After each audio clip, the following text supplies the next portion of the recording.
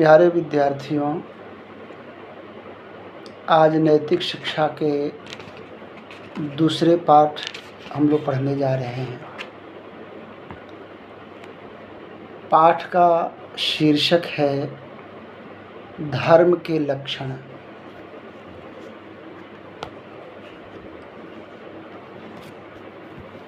धर्म शब्द का अर्थ है कि उन दिव्य गुणों को जिसे हम धारण करें, जो हमारे जीवन को उन्नत बनाए, उसे धर्म कहते हैं। जिससे हमारी उन्नति हो, शारीरिक उन्नति हो, मानसिक उन्नति हो, आध्यात्मिक उन्नति हो, सामाजिक उन्नति हो, सब प्रकार से जिन दिव्य गुणों को धारण करने से हमारी उन्नति हो, उसे ही धर्म कहा जाता है। इस पाठ में महर्षि मनु के एक श्लोक दिए हुए हैं मनुस्मृति नामक ग्रंथ से, जिसमें धर्म के 10 लक्षण बताए गए हैं।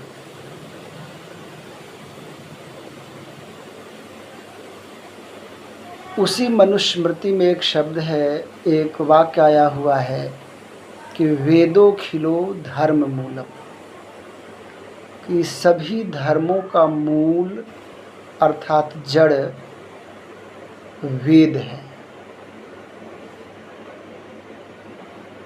वेद संसार के सभी धर्मों के, सभी अच्छे गुणों के, संसार में जितने भी इंसानियत को अच्छा बनाने वाले गुण हैं, वो सारे गुण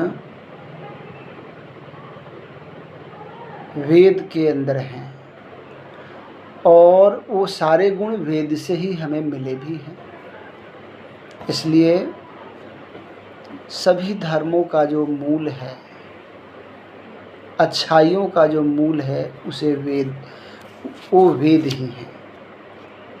कहा है कि धर्महीन प्राणी पशु के समान है। जैसे आपने पशु को देखे होंगे, वो भी हमारे जैसे भोजन करता है, सोता है, हमारे और आपके जैसे उसे भी डर लगता है। जैसे मनुष्य के बच्चे होते हैं, पैदा होते हैं, पशु भी पैदा करते हैं, तो फिर हमारे में और पशुओं में क्या अंतर है? कहा है नीति ग्रंथों में कि यही अंतर है कि पशु जो है वो धार्मिक नहीं होते। अच्छाइयों के मूल को अपने जीवन में, जैसे हम बहुत सारे अच्छाइयों को धारण कर सकते हैं, वैसे पशु उनका कोई धर्म नहीं, और वो ऐसे सद्गुणों को जीवन में बहुत सारे धारण नहीं कर सकते जितना हम कर सकते हैं।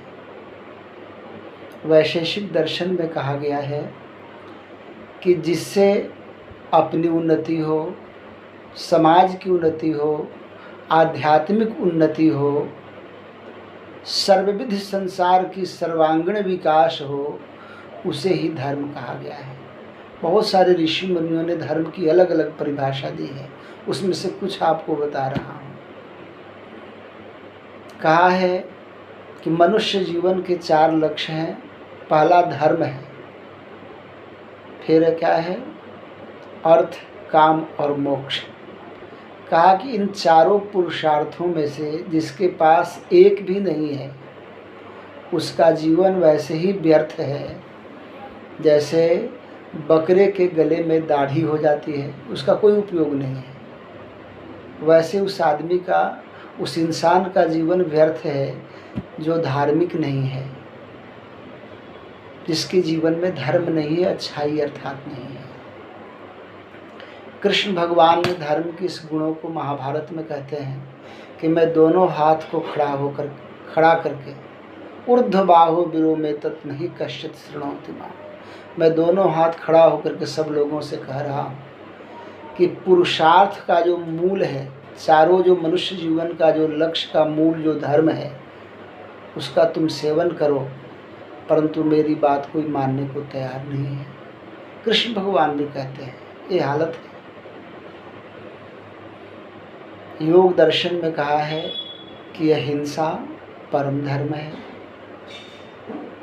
छांदोग्य उपनिषद में एक बात आई है कि धर्म के 3 स्कंद हैं, 3 भाग हैं, जिसमें कहा कि यज्ञ, अध्ययन और दान ये पहला है। तप करना, पुरुषार्थ करना, तुम छात्रों के लिए तो तप करना, परिश्रम करना, मेहनत करना, पुरुषार्थ करना ही सबसे बड़ा धर्म है, ऐसे उपनिषद में कहा है। तो ये दूसरा है धर्म का स्कंद। और तीसरा है गुरुकुल में रह कर के, अर्थात अपने शिक्षकों का, अपने से बड़ों का और माता पिता इन सब का आदर और सम्मान करना। सत्य बोलना चाहिए, प्रिय बोलना चाहिए, अप्रिय सत्य नहीं बोलना चाहिए, सोच समझ करके बोलना चाहिए। यही तो सनातन धर्म कहा गया है। गोस्वामी तुलसीदास जी बड़ा प्रसिद्ध हिंदी के कवि हैं, धार्मिक कवि है, भक्ति काल के कवि। उन्होंने कहा है कि धर्म न दूसर सत्य समाना, आगम निगम पुराण बखाना। और आगे कहा है वाच ही वेद धर्म दुहिले ही, वेद को पढ़ करके धर्म को ग्रहण करिए।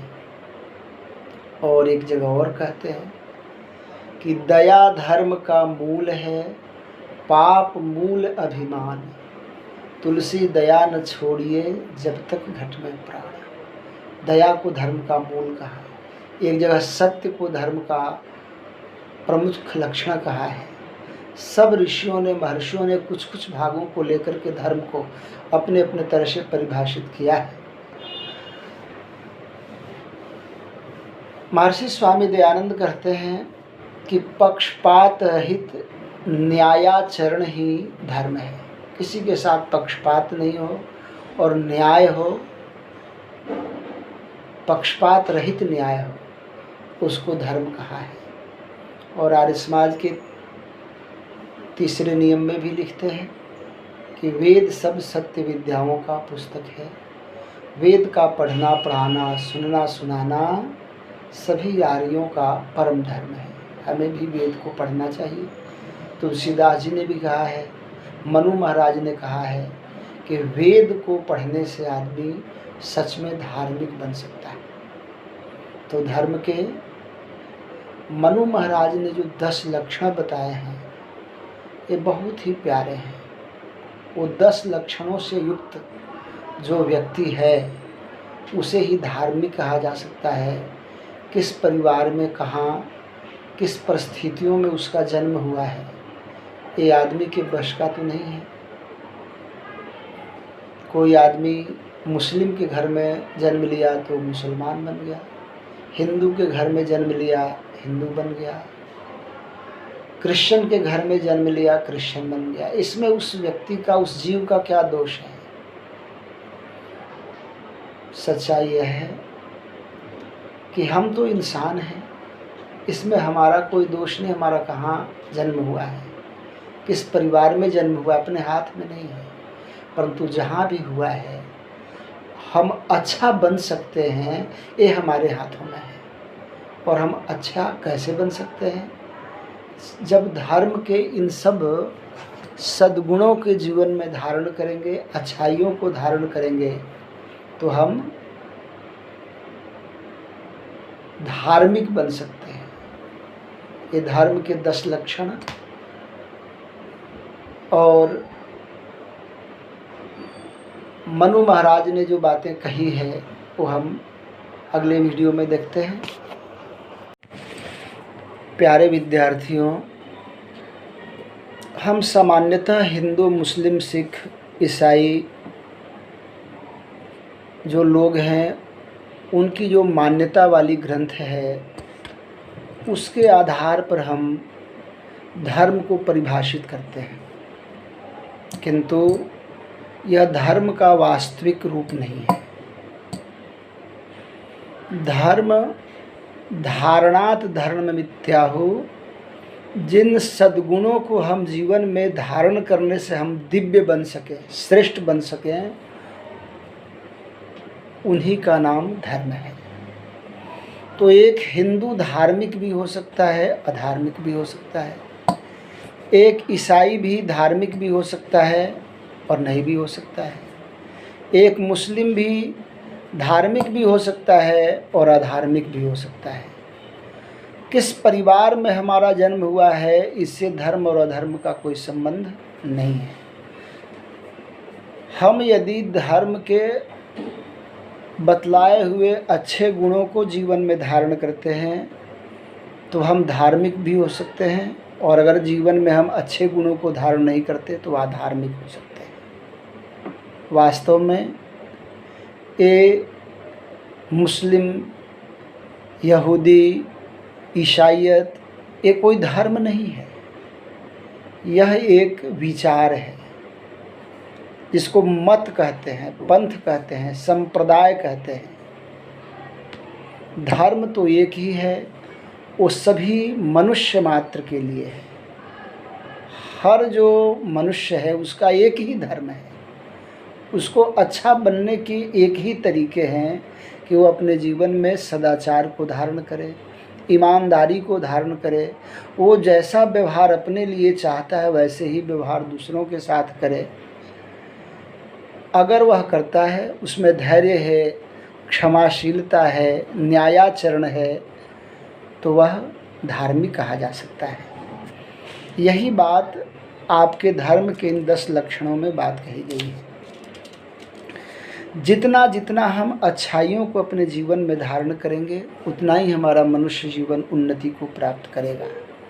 मनु महाराज ने ये धर्म के 10 लक्षण बताए हैं कि अगर आदमी मनुष्य धार्मिक बनना चाहता है, धर्म के सद्गुणों को जीवन में अपनाना चाहता है, तो इन 10 गुणों को जीवन में धारण करें, उसका जीवन दिव्य बन जाएगा। ये 10 लक्षण हैं, आप मेरे साथ बोलिए भी और इसे याद भी करना है। ये सारा जीवन याद रखने की बात है।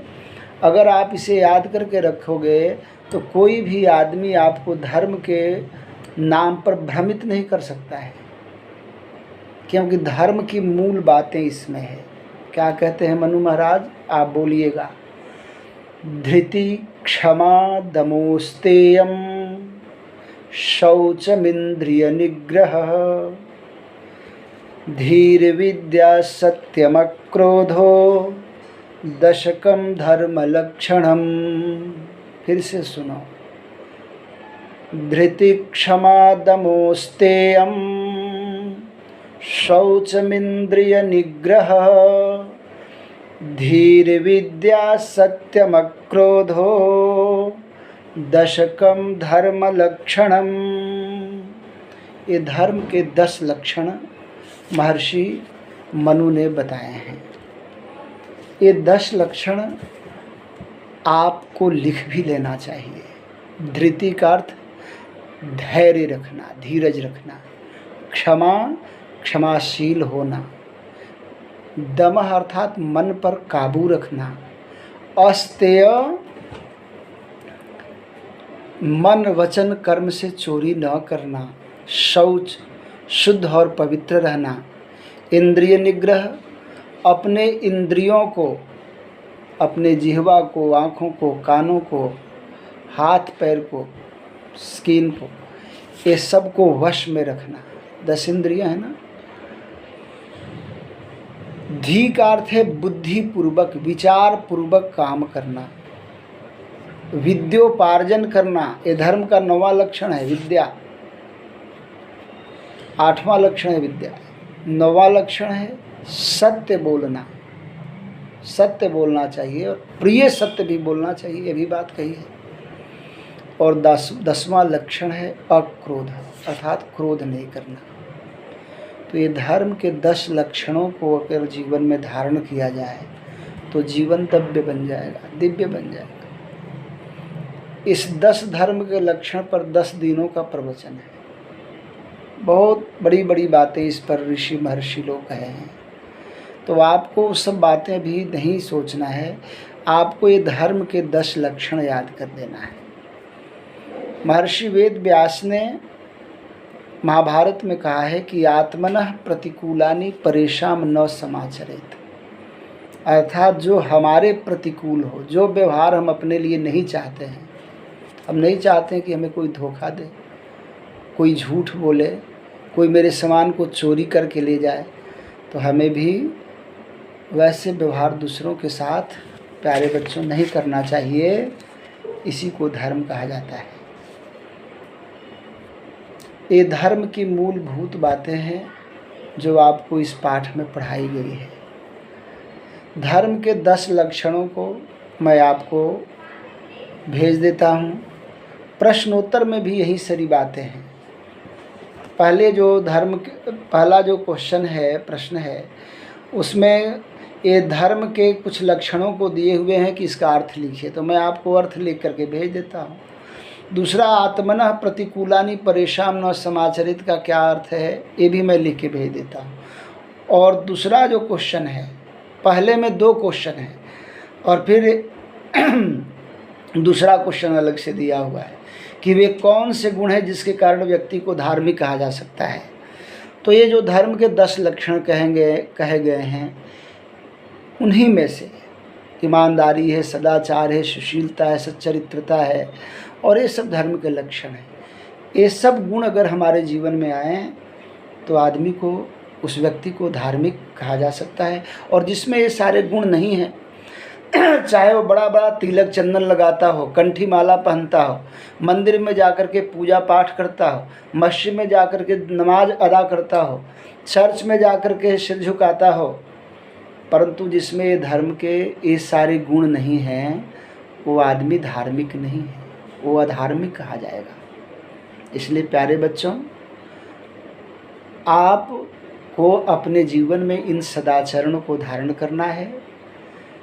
धर्म के इन गुणों को धारण करके आप जहाँ धार्मिक बनेंगे, धार्मिक का मतलब हुआ एक श्रेष्ठ, एक दिव्य मनुष्य, एक अच्छा से अच्छा मनुष्य। आप अपने माताजी पिताजी का आदर सम्मान करें, ये भी बहुत बड़ी बात है। जो बच्चे सुबह उठ करके माता पिताजी को, अपने से बड़ों को हाथ जोड़ करके, पैर छू करके प्रणाम करते हैं, तो उनकी आयु, विद्या, यश और बल, ये चारों ही बढ़ते हैं। ये मुफ्त में बढ़ते हैं। इसके लिए आपको कुछ करना नहीं है, बस सुबह उठिए और मम्मी पापा के पैर छू करके प्रणाम कीजिए।